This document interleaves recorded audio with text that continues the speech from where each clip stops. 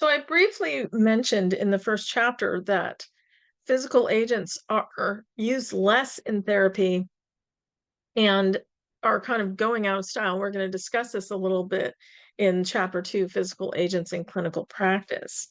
Not going out of style, but let's talk about it. So our learning objectives are number one, name two physical agents that have fallen out of favor um, recently, as stated, fairly within the last 10 years, as stated in the APTA Choosing Wisely initiative, which was last updated in 2015. I want you to be able to describe the ICF model for rehabilitation, define evidence-based practice, and describe guidelines for cost-effective usage of physical agents. How are we going to fit this in? Because there is some evidence to support them, but what should we really be doing in our therapy sessions? And we're going to talk a little bit about outcome measures and give some examples of them. So physical agents have been around for a long time, since ancient Rome and Greece. Ancient Greeks and Romans used heat and water to treat musculoskeletal and respiratory problems. In 400 BC, there's documentation of electrical stimulation through an electrical torpedo fish to treat headaches and arthritis. Interesting, right? Physical agents fall in and out of favor, though. For a long time, diathermy was out of favor because there were these big, huge machines. There were a lot of precautions, and for the therapist and the patient. And now it's been developed into a more portable, usable treatment. And so it's not necessarily highly used, but it's more in favor than it used to be. And there's good evidence to support the use of it. And we'll talk about the APTA Choose Wisely campaign, which is basically about how to incorporate physical agents into clinical practice. So there are lots of different approaches to rehabilitation. Kind of a sensible one that I think is commonly used in PT is goal-oriented rehabilitation designed to maximize independence. So that's important. There's the ICIDH 1980s, which is a linear model where pathology or disease leads to disability and handicaps.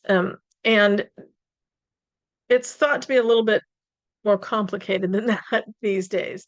The Nagy model, which is discussed in the chapter, is pathology leads to impairments, leads to functional limitations, leads to disabilities.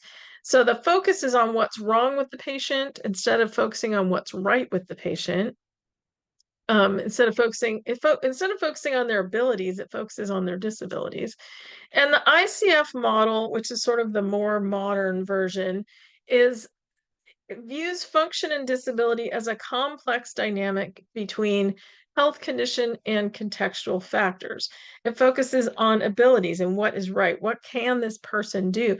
And I've just been watching the Paralympics while it was on, and it's amazing what people can do with disabilities. And, of course, I've worked with lots of people with disabilities and lots of people with amazing abilities along with those disabilities. So I just think the approach to focus on people's abilities is a good approach. So this is the ICF, World Health Organization, International Classification of Functioning Disability and Health. That's what ICF stands for. So the health condition or disorder or disease interacts with all these different things: body functions and structure, activity, participation, personal factors, environmental factors. Physical agents can have direct effects on body functions and structure, and sometimes I think on participation, depending on how you use them. But it's just that there's no one thing that indicates function and health. It's all these things interacting. And I think that is a more realistic picture of what's going on in function and disability and health. So in the APTA Choosing Wisely initiative, the position statement as of 2015 The APTA says there's limited evidence for the use of superficial or deep heat to obtain clinically important long-term outcomes for musculoskeletal conditions. While short-term, there's some evidence of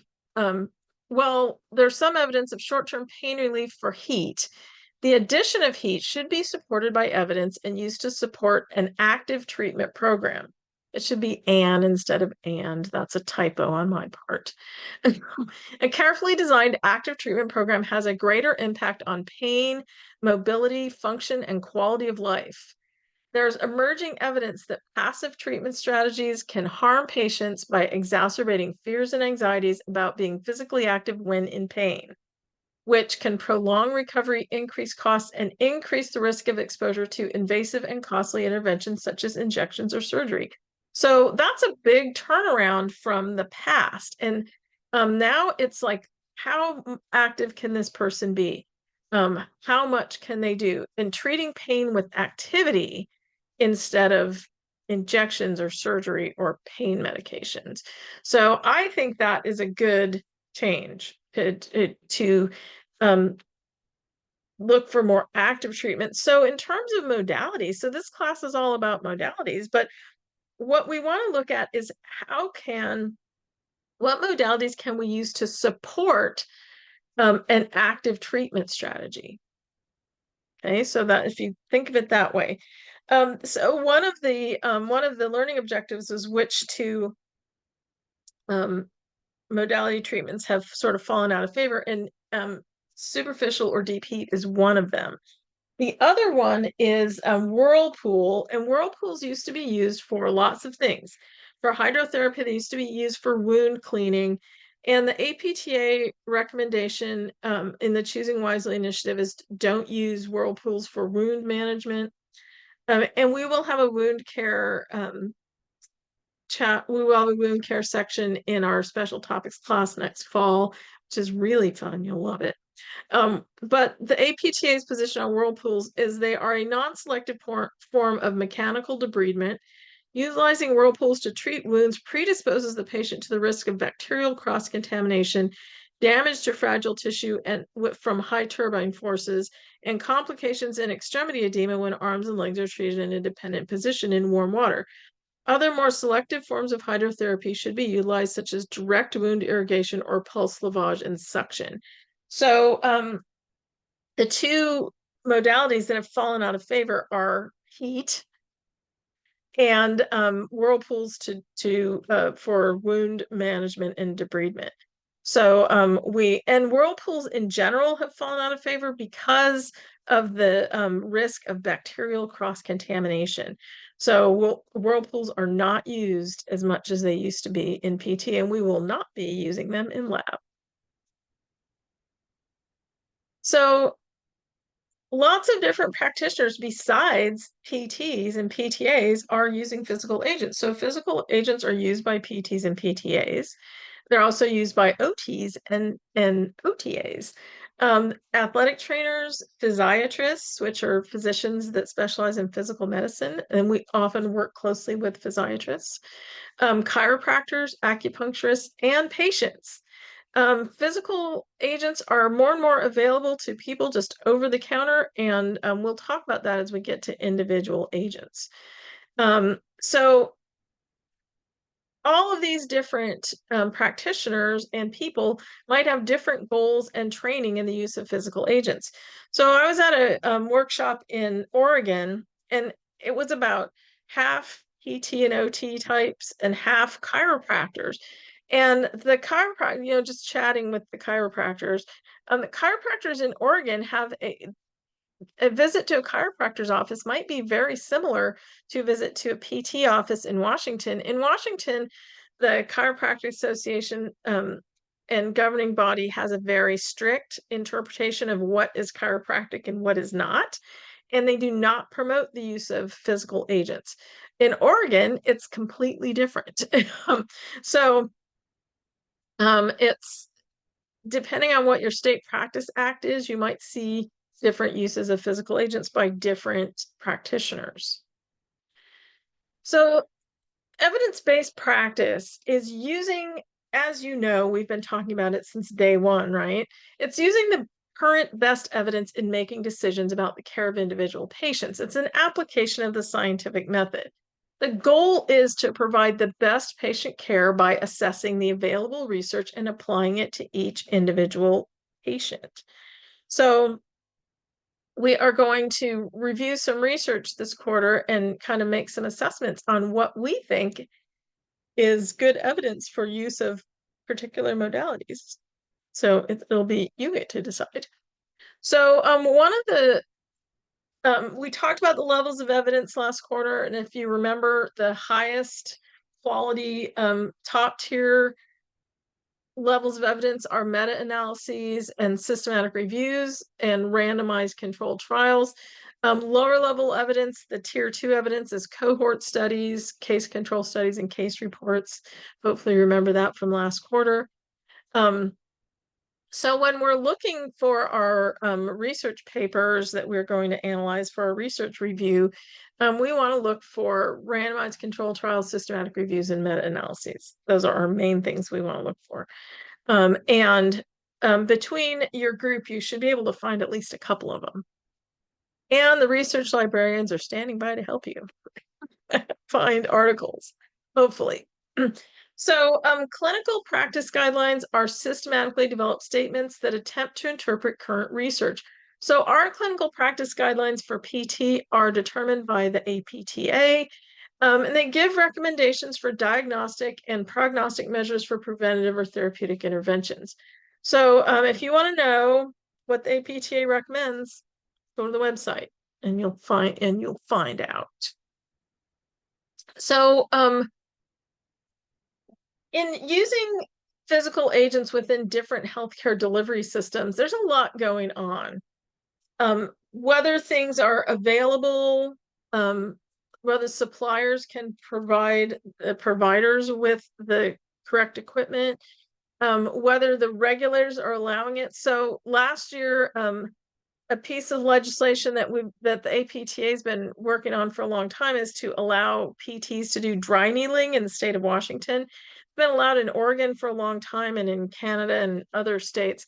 The acupuncturist organization in Washington fought that tooth and nail to keep it from going through, and it finally went through this last year. So now PTs can do dry needling in the state of Washington. So how it's regulated determines what providers can do.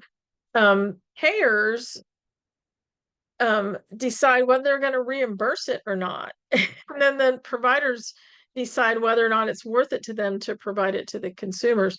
So we really want to use our resources in a most cost-effective manner. PT clinics tend to go away from things with reduced reimbursement or spend less time on them, and modalities are not reimbursed very well. There's increased requirements for documentation, which is one of the reasons why we are talking so much about documentation this quarter. The real thing that a lot of providers are looking for is assessment of functional outcomes in response to interventions. So not just that you did it, they're not just paying you for doing it, they're paying you for the outcome. So we'll talk a little bit about functional outcomes and how we're going to assess them at the end of this lecture. So to have cost-effective use of physical agents, we want to be able to assess and analyze the presenting problem and know when physical agents can be an effective component of treatment and how and when to use them most effectively. We have to have the skill level required to apply different physical agents in an effective manner, in an effective research-based manner. And we want to optimize the use of different practitioner skill levels, and I'll give you an example of this. We want to train the patients to use home programs when appropriate. So there are a lot of modalities that are available to people in the home that never were in the past, like electrical stim, for example. It used to be when you wanted to get a TENS unit, you had to get a prescription from your doctor, which then went to the PT, and different insurance companies had different requirements. Sometimes you had to have 3 trial sessions to see if it was effective, and then the insurance company would pay for it. And the device itself was outrageously expensive. And now you can get one on Amazon for $19.99. You can get one at Walgreens for $19.99. So the model has really changed a lot for electrical stim, but for what we need to provide is our knowledge of how to use it effectively and train our patients when to do it. Another way to be cost effective is to treat in groups when appropriate. So if you're doing a more passive treatment, maybe you're monitoring one person on the passive treatment and you're doing something more active with another person. Reassessing patients regularly to determine the efficacy of treatments provided and adjusting the plan of care accordingly, according to the findings of the reassessments. So as PTAs, we can suggest to PTs if we think that a certain treatment or modality would be useful for this patient, and the PT can change the plan of care accordingly. So a good example of the use of different practitioner skill levels is one of the things that I've been doing for many years is instrument assisted soft tissue mobilization, and I'm a Graston certified practitioner. Now IASTM is more available too, but and we will do that in your manual therapy class next fall. But some of the PTs in my clinic were not certified in Graston, and so if they had someone that they thought they needed Graston treatment for, they would put that person on my schedule so I could do it. So one of the certified neurological therapists that I worked with for many years, she had, and this scenario repeated itself with different patients over time, but in one of the more recent ones, there was a person who had an upper motor neuron issue. They had a lot of spasticity and they wore an AFO. They were trying to get them into a different AFO that was going to be more functional for them, but they were being limited by the spasticity and soft tissue restrictions in the ankle. So the PT put them on my schedule and also we were limited by the number of visits by the patient's insurance. So we wanted to get the most out of their visits. They were getting Botox injections and their range of motion, and combine those all together to get the best outcome for the patient and get them into that new AFO.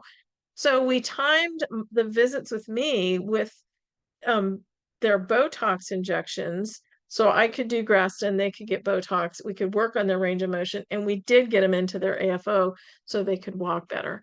So the idea of using different practitioner skill levels to get the outcome that you want in the minimum amount of time with the minimum cost. So it's a juggling act sometimes, but it can be done.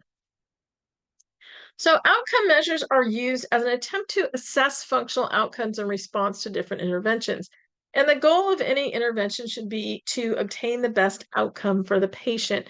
So an outcome measure is usually some kind of research-based standardized test that you can assess a functional outcome.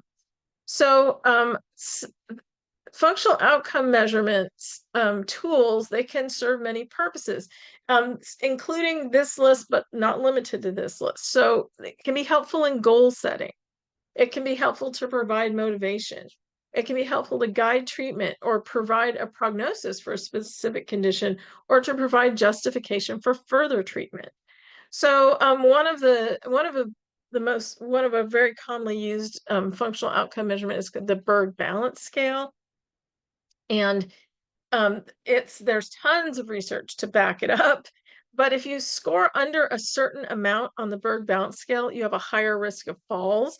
So that can be justification for treatment, saying this person is at the level where they're going to fall unless they work on it. And so that's a way that a functional outcome measurement tool can provide justification for treatment. Also to provide motivation, a lot of times the patient feels like they're not progressing. And you can say, look, we tested you on this date and you got this, and we test you on this date and you got this, and look how much you've improved. And they go, oh, I really have improved. What I'm doing is making a difference. And that can be very motivating. And it can help you guide your treatment. Say the PT did the Berg on the first in the initial evaluation, and you're the PTA following up, and you look and you go, oh, here's what they were bad at. That's what I'm going to work on to help improve their score. So functional outcome measures can be used for a lot of things. So some examples of functional outcome tools include the timed up and go test. And if you open up the PowerPoint, you'll follow the links to these. They actually link to some websites that can show you how to do the timed up and go. So the timed up and go is pictured below. And there are standardized age-adjusted standards for what you should score on the timed up and go. 5 times sit to stand, Berg balance scale. The timed up and go also has a cognitive and a motor version. Berg balance scale, 6-minute walk test, which we'll do in all of these we'll do at some time during the program. The functional reach tests, which is also part of the Berg balance scale, the Oswestry low back pain disability questionnaire.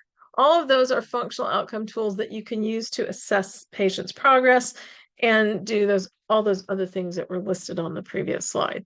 So functional outcome tools are great ways to justify further therapy, motivate patients, set goals, give you a way to approach treatment and to improve the patient's function. So it's all good.